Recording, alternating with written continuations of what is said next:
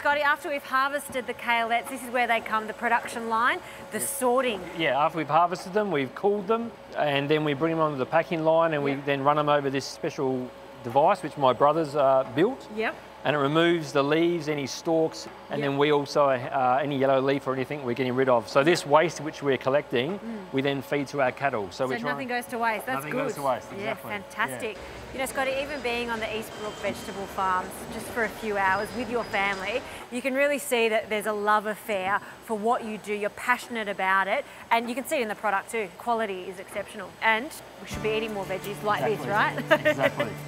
All right, I'm talking too much. More sorting tools.